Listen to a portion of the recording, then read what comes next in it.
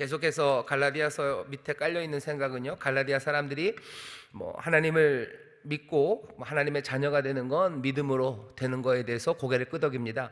십자가에 달리신 예수 그리스도, 그 그리스도를 통해서 증거된 하나님의 은혜와 사랑, 그 귀하신 것을 믿음으로 구원을 얻는 것은 갈라디아의 바울의 반대쪽에 있는 사람들도 인정을 합니다.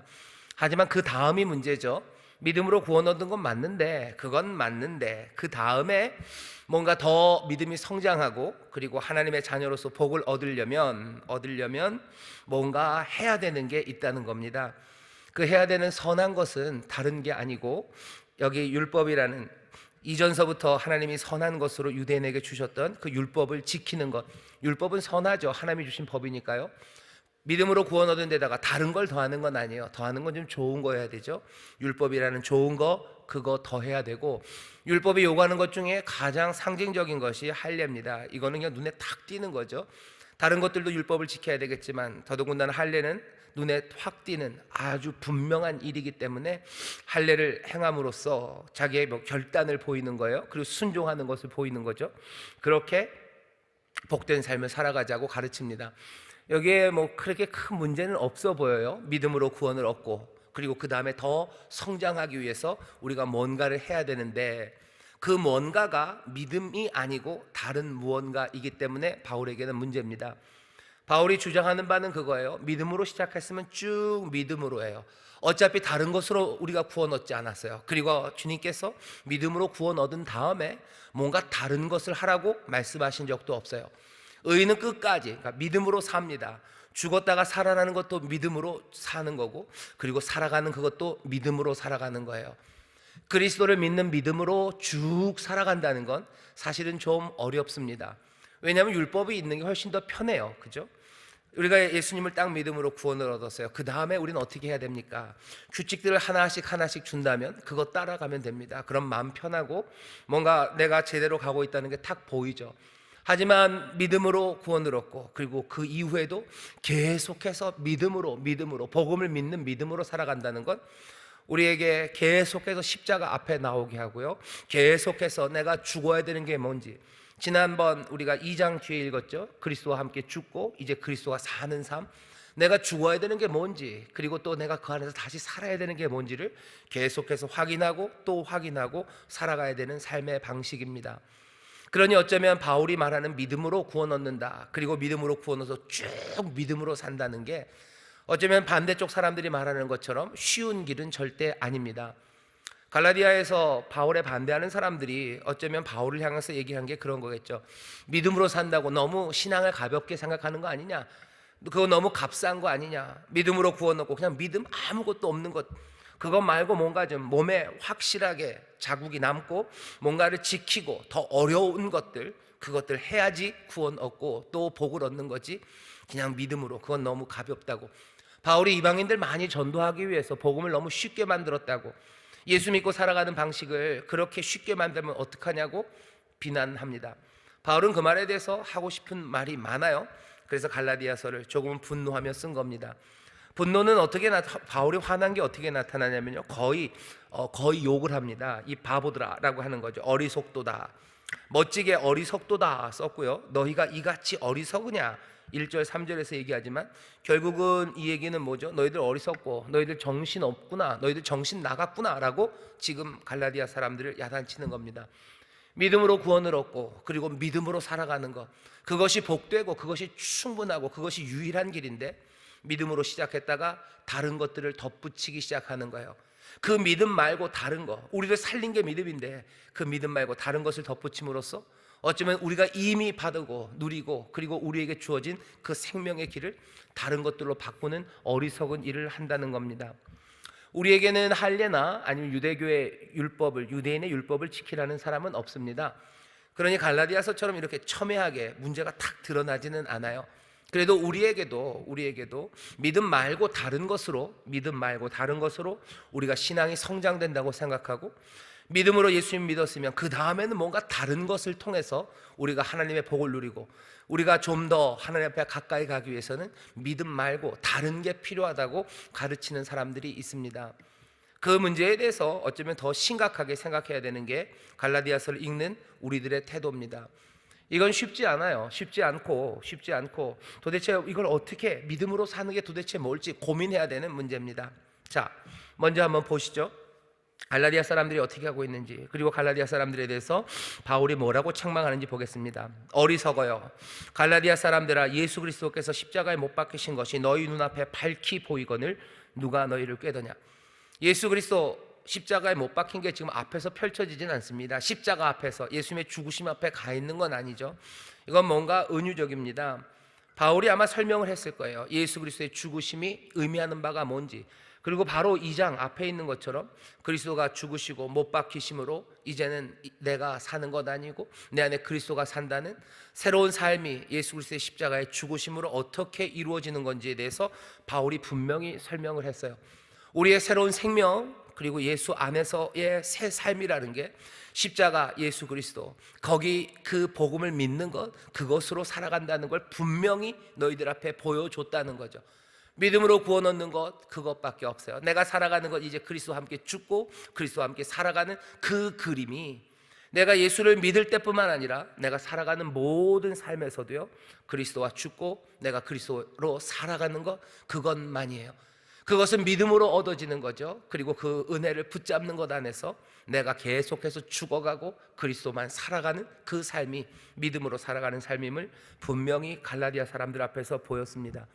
그런데도 불구하고 갈라디아 사람들은 그게 그렇게 생생한데, 그렇게 분명하게 가르쳤는데 왜 그걸 버리냐고. 누가 너희를 꾀더냐, 이 어리석은 사람들아. 내가 너희에게 다만 이것을 알려 하노니 너희가 성령을 받은 것은 율법의 행위로냐 듣고 믿음으로냐. 너희가 이같이 어리석으냐. 성령으로 시작하였다가 이제는 육체로 마치겠느냐. 예수 그리스도의 십자가 사건을 보면서요, 그 십자가 사건을 전하는 그 복음을 들으면서 이 사람들은 믿음으로 구원을 얻었습니다.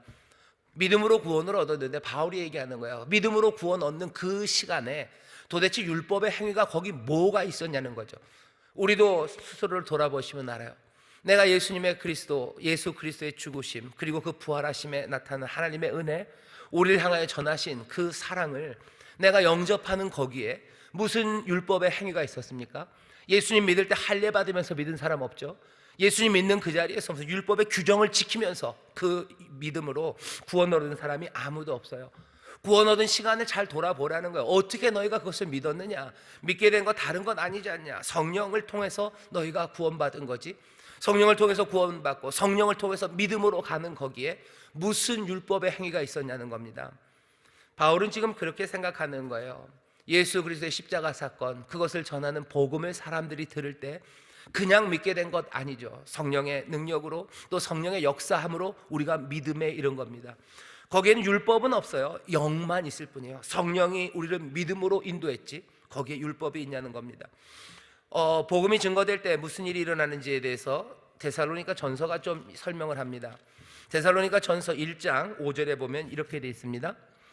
이는 우리 복음이 말로만 너희에게 이른 것이 아니라, 복음을 설명하는 말을 할 때요, 그 말을 듣고 믿은 게 아니라는 거예요. 이는 우리 복음이 말로만 너희에게 이른 것이 아니라 오직 능력과 성령과 큰 확신으로 된 것이니. 여기서 오직 능력과 성령과 이렇게 되어 있는데요, 이 능력과 성령이 꼭 딸리 되어 있는 건 아닙니다. 능력이 성령이에요. 그러니까 성령의 힘으로 됐어요. 성령의 능력으로 된 거예요. 그리고 또 뭐예요? 큰 확신입니다. 대단한 확신, 믿음이에요. 복음이 들려졌을 때 말로만 아니에요. 그 대단한 확신, 믿음으로 간 것은, 복음이 말로 전해지는데 거기에서 이 믿음으로 간 건 다른 것 아니라 능력이죠. 성령이죠. 성령의 능력으로 너희들 믿게 된 것이라고. 다시 읽겠습니다. 데살로니가 전서 1장 5절입니다. 이는 우리 복음이 말로만 너희에게 이른 것이 아니라 오직 능력과 성령과 큰 확신으로 된 것이니 우리가 너희 가운데서 너희를 위하여 어떠한 사람이 된 것은 너희 아는 바와 같으니라. 복음이 증거될 때 바울은 압니다. 사람의 말로 되는 것 아니에요. 이건 바울이 설명 안 해도 우리도 압니다.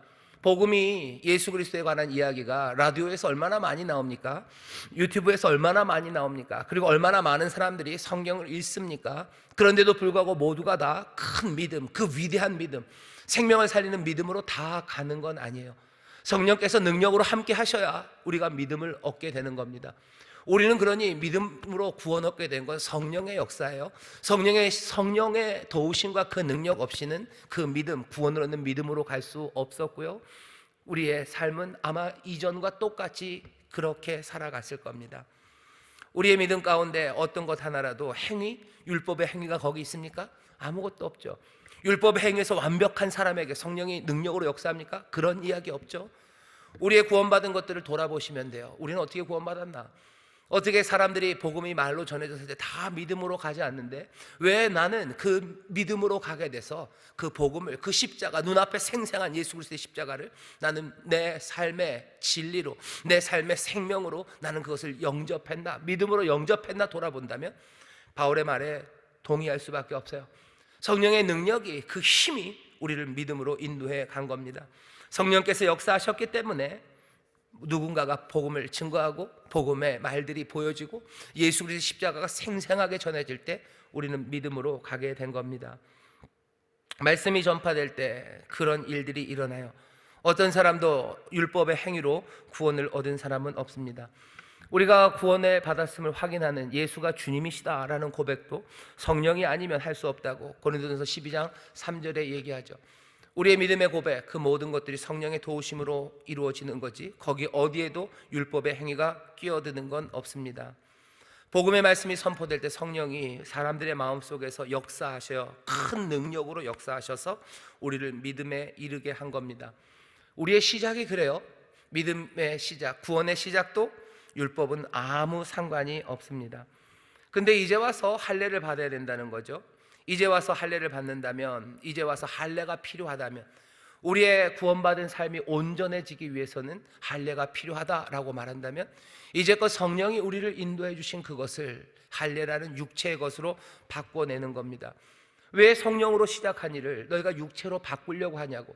처음서부터 육체에 관한 것, 율법, 어쩌면 내가 뭔가를 해야 된다는 그 시도들은 우리가 믿음으로 구원 얻는 거기에 아무 역할을 한 게 없는데 왜 이제 와서 성령으로 시작한 일을 육체로 바꿔내냐고. 누군가 너희를 꼬인 거 아니냐고. 왜 이 말도 안 되는 일을 너희가 붙잡냐고. 지금 바울은 갈라디아 사람들에게 지금 책망하며 어리석다고 말하는 겁니다. 제가 다시 한번 읽겠습니다. 3장 1절부터입니다. 어리석도다 갈라디아 사람들아, 예수 그리스도께서 십자가에 못 박히신 것이 너희 눈앞에 밝히 보이거늘 누가 너희를 꾀더냐. 내가 너희에게 다만 이것을 알려하노니 너희가 성령을 받은 것은 율법의 행위로냐 듣고 믿음으로냐. 너희가 이같이 어리석으냐. 성령으로 시작하였다가 이제는 육체로 마치겠느냐. 마친다는 건 완성한다는 거예요. 시작은 성령으로 하고 결국 마무리는 육체로 하겠느냐. 왜 그래야 되냐는 거예요. 육체보다 더 훨씬 더 아름답고 훌륭하고 위대하시고 우리의 삶에 큰 능력으로 역사하시는 성령께서 우리를 인도하시고 끝까지 완성해 가실 텐데 왜 육체로 마무리를 하려고 하느냐. 어리석죠. 육체가 더 좋은 것도 아닌데, 그리고 어떤 기여한 바도 없는데 왜 끼어듭니까? 왜 육체가 끼어들어요? 왜 율법의 행위가 끼어들어요? 내가 구원받는데 육체의 행위, 율법의 행위가 아무 기여도 없는 것이, 그리고 가치도 없는 것이 왜 우리의 구원의 그 길에 끼어드냐고. 누가 그렇게 가르치더냐고. 지금 바울이 어리석다고 말하는 겁니다. 너희가 이같이 많은 괴로움을 헛되이 받았느냐. 과연 헛되냐. 너희에게 성령을 주시고 너희 가운데 능력을 행하시는 이의 일이 율법의 행위에서냐 듣고 믿음에서냐. 이 얘기는 뭐예요? 많은 고난의 길을 갈 때 율법의 행위로 예수 믿고 고난당하는 그 길에 성령님 도우지 않으셨냐는 거예요. 너희가 삶의 또 신앙생활 가운데 성령이 하시는 놀라운 능력들, 많은 신유의 기적들, 그리고 또 복음을 증거하면서 나타난 여러 지혜의 말씀들, 성령께서 행하셨던 그 풍성한 은혜들 몽땅 다 성령이 너에게 여태까지 주셨는데 왜 육체의 행위, 율법의 행위를 너희가 그것들을 다 바꿔내려고 하냐. 믿음을 가지기 시작할 때도 성령이 그 일을 하셔서 믿음에 이르게 하셨고 또 그 믿음으로 살아가는 그 길에 성령께서 도우셔서 놀라운 선물들, 인도하심, 그 풍성한 것 이제껏 주셨는데 왜 성령의 인도하심으로 믿음으로 살아가는 그 길을 너희가 육체로 바꾸려고 하냐고. 시작도 성령을 통하여 믿는 믿음으로 했어요. 그리고 그 여지껏 아마 갈라디아 사람들이 속기 전까지, 어리석게 속기 전까지는 그 귀하신 체험들, 성령의 역사들, 믿음으로 승리한 여러 가지 고난의 시간들 다 잘 해왔는데 왜 이제 와서 육체로 마무리를 하려고 하냐고. 뭐가 부족하더냐 묻는 거죠. 뭐가 부족해서 그러느냐. 왜 이 어리석은 일을 하지? 왜 이 어리석은 일을 하지? 사람들은 왜 이렇게 합니까? 왜 이렇게 합니까? 왜 이렇게 할까? 왜 육체로 할까? 바울은 어리석다고 얘기하는 거예요. 속았다는 거죠. 어리석다라고 얘기하는데, 이 사람들이 어리석게 속아가는 이유 하나는요, 우리 안에 끝없이 남아있는 내가 뭔가를 해야 되겠다는 생각입니다. 우리가 구원받을 때도 성령의 능력이 필요했던 것은 내가 무언가를 해야 된다는 생각, 그 생각, 십자가에서 그리스도와 함께 죽고 내가 그리스도 안에서만 생명, 그것들을 붙잡게 하시는 능력이 역사해야 내가 뭔가를 하려는 것, 그것들을 잠재우고 그리스도 안에서 새 생명을 갖게 하는데, 시간이 점점 지나면서 여전히 남아있는 내가 뭔가를 해야 된다는 생각이에요. 은혜를 믿는 믿음으로, 은혜로 사는 건데 늘 그건 우리를 불안하게 만듭니다. 내가 뭔가를 좀 해야 될 것 같죠.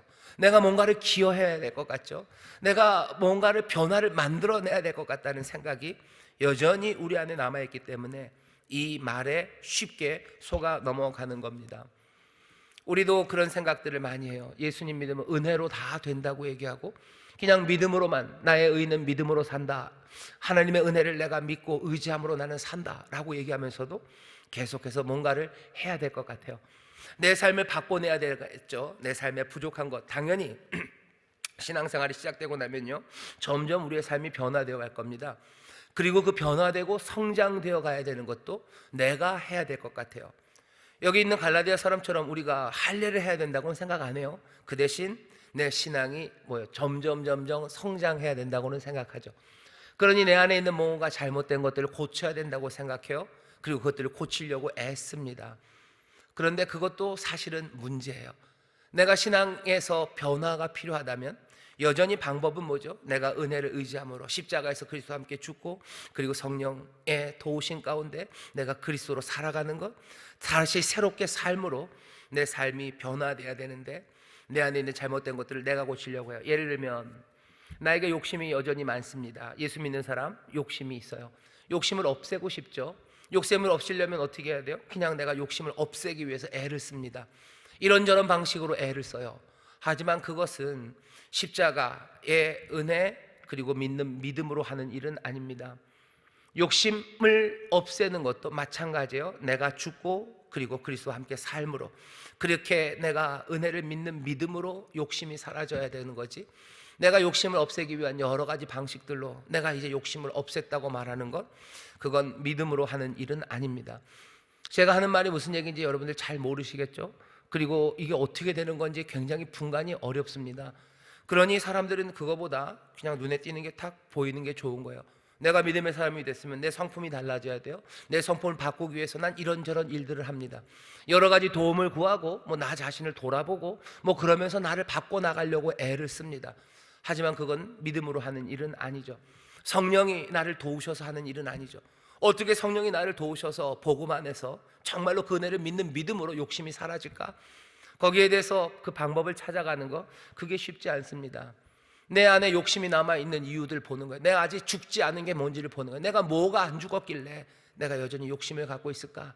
그것들 보면서 그 모든 정과 그 모든 육을 십자가에 다시 못 박아서 내가 그리스도로 살아남으로 어느샌가 욕심이 사라져 있고 하나님 앞에 감사가 넘쳐나야 되는 거지, 내 삶의 욕심을 없애기 위해서 내가 애쓴다고 되는 건 아닙니다.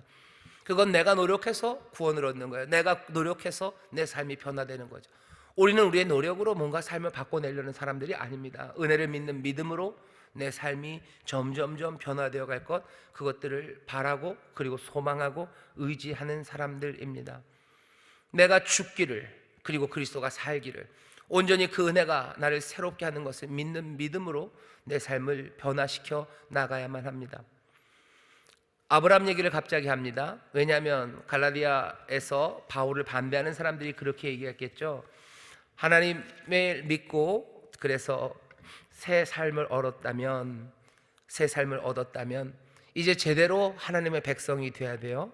제대로 하나님의 백성이 되려면, 그러니 아브라함의 자녀가 되려면 유대교 율법을 지켜야 되고 따라서 할례를 받아야 된다고. 아브라함에게 할례를 말하지 않으셨냐고. 네 모든 자손들을 할례해야 된다. 그래서 내 백성이 된다고 얘기하셨으니 이제 구원받은 너희들도 할례를 받아야 된다고 얘기해요. 바울은 아니, 할례를 받아야 아브라함의 자녀가 되는 게 아니라 6절입니다. 죄송합니다. 7절입니다. 그런즉 믿음으로 말미암은 자들은 아브라함의 아들인 줄 알지어다. 아브라함의 자녀가 되기 위해서, 아브라함의 자손이 되기 위해서 할례를 받아야 된다는 사람들의 이야기를 반대합니다. 믿음으로 충분히 된대요. 방법은 두 가지를 인용합니다. 하나는 6절에 있어요.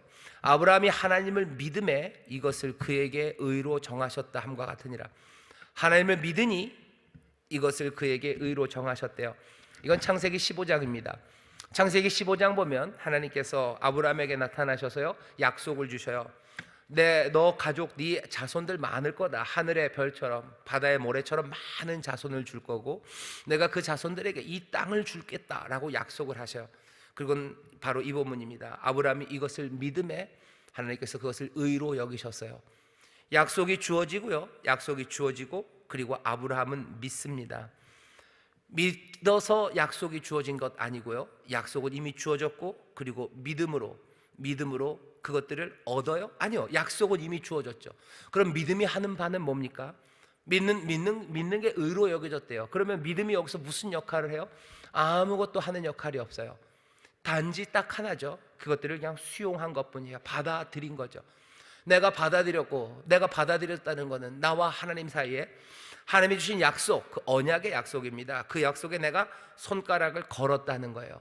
내가 그 약속의 관계 안에 들어왔다는 걸 확인하는 것, 그것밖에 없어요. 다시 하나님이 약속을 주셔요. 그리고 아브라함은 믿습니다. 믿었기 때문에 약속을 주신 게 아니에요. 약속을 주신 것을 믿었어요. 그러니 믿음이 한 것은 다른 것 없어요. 하나님과 내 사이에 약속이 이루어졌다는 것에 대한 확인입니다. 그 확인이 믿음이라면 이제 하나님께서 그 말씀 그대로를 인용하고요, 그 다음엔 창세기 12장입니다. 뒤에 보시면 8절에 있어요. 8절 제가 읽겠습니다.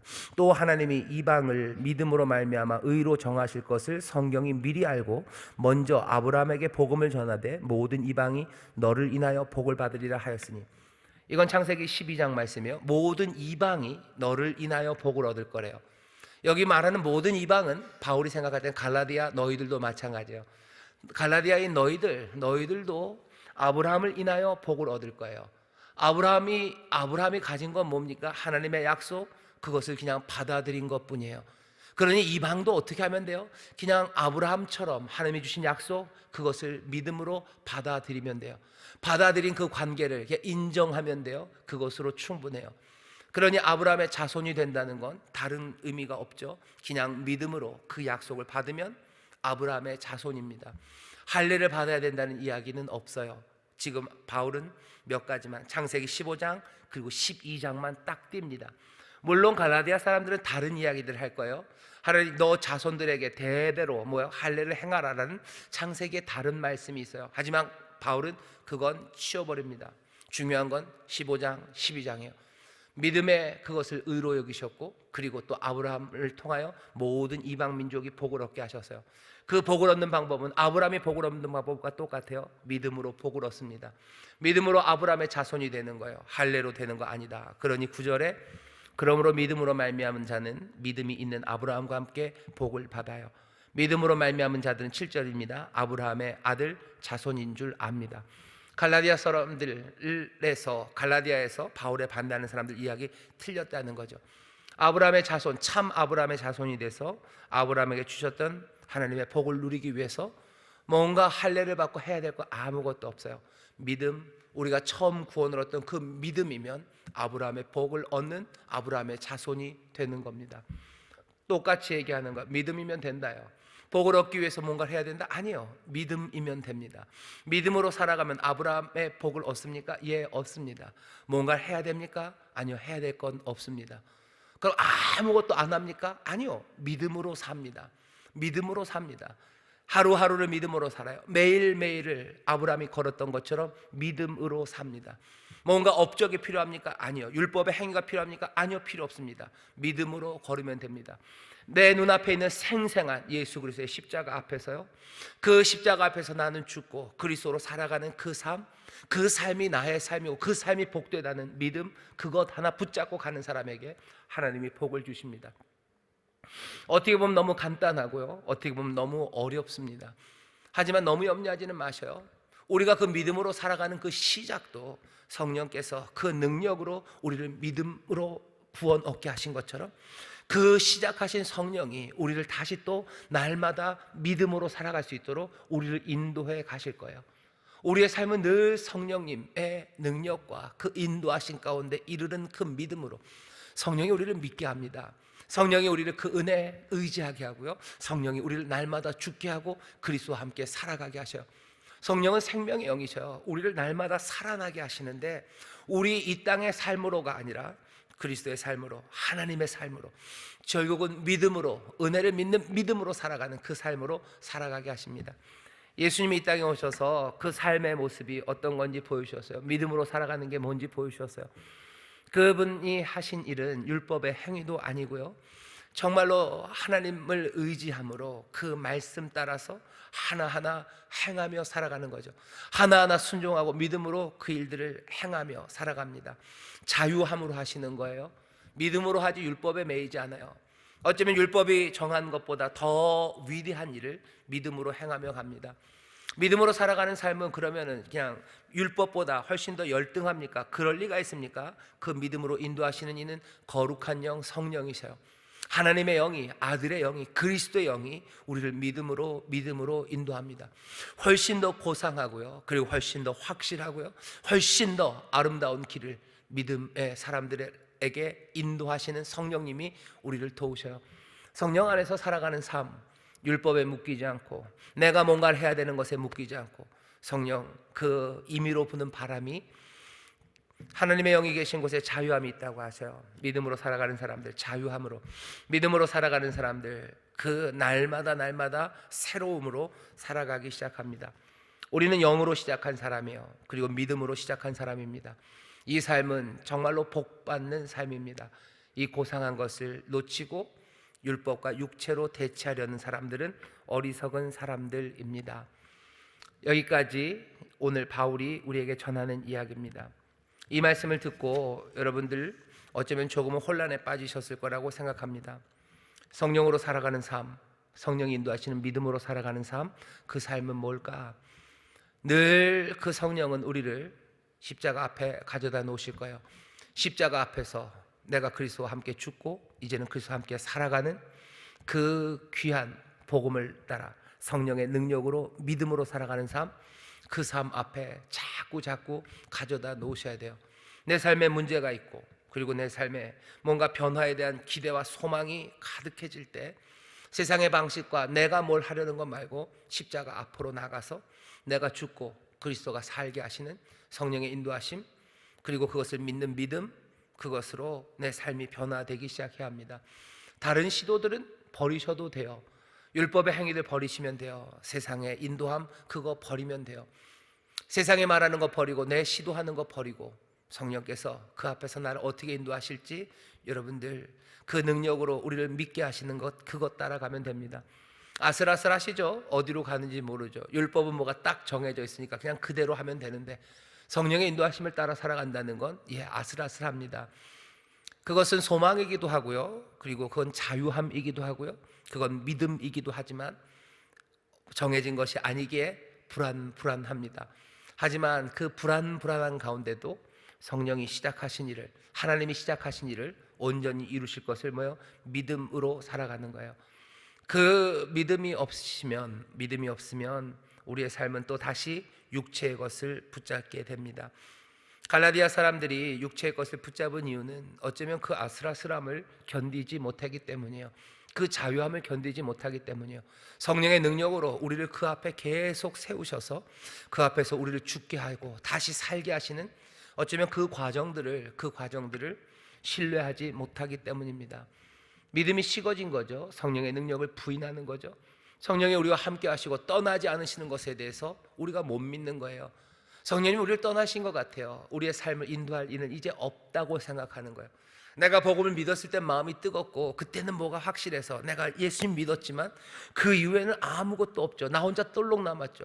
성령이 나를 믿음으로 인도하실 것 같지 않죠. 성령님이 나를 십자가 앞으로 데려가실 것 같지 않죠. 그러니 뭔가 손에 붙잡히는 걸 잡는 겁니다. 오늘 낮 설교에서도 비슷한 얘기를 제가 했었는데요. 우리가 이 땅에서 평강을 하나님으로부터 받고 세상의 평강을 샬롬을 주는 사람들이 되기 위해서 하나님이 우리에게 주시는 명령은 딱 하나예요. 너희가 전심으로 내 앞에 오라는 거죠. 와서 그래서 뭐요? 나를 찾고 그리고 또 나에게 부르짖으면 내가 너를 만나겠다.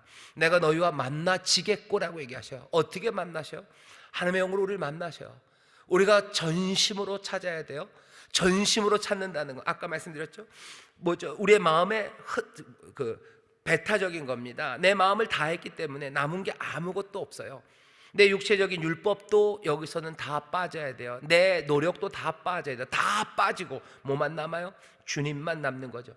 전심으로 마음을 다해서 아무것도 없이 나를 만나시는 주, 나를 만나시는 그 하나님의 영, 그것만을 찾고 그리고 구하고 부르짖고 그 앞에 섰을 때 우리를 만나신대요. 그렇게 만날 때 이 하늘이 열립니다. 그때 내 소망, 내게 주신 하나님의 약속과 내 삶의 현실 가운데서 뭐죠? 그것이 만나기 시작해요. 거기서 새 꿈들이 그리고 새 균열이 생기기 시작하면서요. 내가 걸어가야 될 길들과 그리고 내 삶의 새로운 능력이 하늘로부터 우리 가운데 임합니다. 성령으로 살아가는 사람들은 전심으로 주를 찾고 그리고 다른 것 의지하지 않고 주의 영만을 끝까지 붙잡는 그 사람들이 누리게 되는 소망의 삶입니다. 쉽지 않죠. 전심으로 주를 찾는다는 것, 전심으로 주께 부르짖는 것, 전심으로 마음을 다해서 주 앞에 나오는 것, 우리는 그 삶으로 부름받은 사람들입니다. 아슬아슬해요. 아슬아슬해요. 눈에 보이지 않는 것을 우리는 붙잡는 사람이에요. 하지만 누가 눈에 보이지 않는 것을 붙잡아요? 사람들은 눈에 보이는 걸 잡을 겁니다. 하지만 보이는 것들은 영원하지 않습니다. 보이지 않는 것이 영원해요. 오히려 세상의 눈에 보이는 모든 것들은 보이지 않는 것으로 말미암았습니다. 우리는 이 진리에 관해서 들은 사람들이요. 불안하고 염려될 때 여러분들 전심으로 주를 찾으십시오. 그리고 서로 격려하셔요. 두려워 마십시오. 내 삶이 내가 노력으로 바꾸는 것, 육체로 영으로 시작한 일을 육체로 마칠 수 없어요. 끝까지 전심으로 성령의 도우심을 따라서 그렇게 살아가는 삶의 자유함을 보시기 시작하시고 그렇게 살아가는 삶이 어떻게 평강을 누리고 세상에 평강을 주는지 여러분들 보시기 시작할 거예요. 전혀 다른 사람으로 살겠죠. 그럴 수밖에요. 육체는 죽고 그리스도가 살기 때문입니다. 하나님의 자녀로 살아가기 시작해요. 하나님의 영에 붙잡힌 사람으로 살아가기 시작합니다. 그렇게 예수님 닮아가는 사람, 믿음으로 사는 사람들은 이런 사람들입니다. 우리 인천수목교회 모든 성도들이, 저도 마찬가지고요, 그런 사람들이 되기를 바라요. 우리가 세상에서 비슷한 사람들, 예수를 믿기 시작할 때는 특별했죠. 다른 사람들은 안 믿는데 우리는 믿으니 특별했으나 그 다음은 똑같아져 버리는 사람들, 그 사람들 말고 시간이 갈수록 영에 붙잡힘 받아서 세상과는 구별되는, 세상에서 볼 수 없었던 그 믿음의 사람들로 한 걸음 더 충만해지고 온전해지기를 바랍니다. 시간이 갈수록 사실은 더 이상한 사람들이 되어가는 거예요. 시간이 갈수록 더 자유로운 사람이 되어가는 거예요. 시간이 갈수록 점점 더 예수님 닮는 사람 되어가는 겁니다. 다른 건 없어요. 전심으로 내 육체로 하려는 모든 시도들 내려놓고 성령님이 우리를 그 복음 앞에 새 믿음으로 또 성령님의 인도하심을 믿으면서 우리가 한 걸음 세상과 다른 길, 우리를 인도하시는 성령의 인도하심 따라서 그렇게 살아가는 복받는 삶, 거기에 하나님의 복이 또 복이 되는 그 길이 우리 가운데 열리기 시작합니다. 이 삶을 우리에게 주셨고 또 이 삶으로 우리를 인도하셔요. 이렇게 살아갔던 사람들이 많습니다. 여러분들 성경에 나오는 사람들 생각해 보셔요. 우리가 알고 있는 믿음의 영웅들이라는 사람들을 생각해 보셔요. 정말로 하나님의 사람으로 살았던 사람들이 어떻게 살았나 보셔요. 율법의 행위로 살지 않았어요. 세상의 방식으로 살지 않았어요. 지금 돌아보면 그 사람들의 삶이 참 이상합니다. 그리고 그 사람들의 삶은 세상 어디에도 묶이지 않는 자유한 삶들입니다. 그 사람들을 보셔요. 정말로 이상하죠? 하지만 거기에 하나님의 은혜가, 그리고 그 사람들이 하나님의 복을 누리고 세상에 복이 되었던 것처럼 우리 사랑하는 인천수목의 모든 성도들도 영으로 시작하고 믿음으로 시작했으니 끝까지 그 영으로 믿음으로 살아가는, 어쩌면 세상이 볼 때는 이게 뭔가 싶은 사람들, 어디로 갈지 모르는 사람들, 당연하죠. 성령으로 난 사람들은 그렇습니다. 바람이 임의로 불어요. 어디서 와서 어디로 가는지 모릅니다. 성령으로 난 사람들, 하나님의 자녀들은 그렇습니다. 세상에 묶이지 마시고 세상의 방식 그것 따라가려고 하지 마시고 온전히 성령의 인도하심 따라 살려는, 십자가 앞으로 우리를 이끌어서 우리를 죽이시고 다시 살리시는 그 귀하신 인도하심을 여러분 놓치지 마시고 두려움 없이 그 길을 걸어가시고 믿음으로 가시고 또 믿음을 서로 격려하는 우리 모두가 되기를 주의 이름으로 축원합니다. 기도하겠습니다. 하나님, 복음으로 살아가는 삶, 믿음으로 살아가는 삶, 성령의 인도하심 따라 살아가는 삶, 아버지 하나님, 이 삶을 우리에게 주셨는데 아버지 하나님, 우리가 성령으로 시작한 우리의 삶을 육체로 마무리하려는 어리석음이 있습니다. 아버지, 예수 믿을 때는 세상과 분명히 달랐는데 시간이 갈수록 세상의 방식으로 살아가려는 우리들이 있습니다.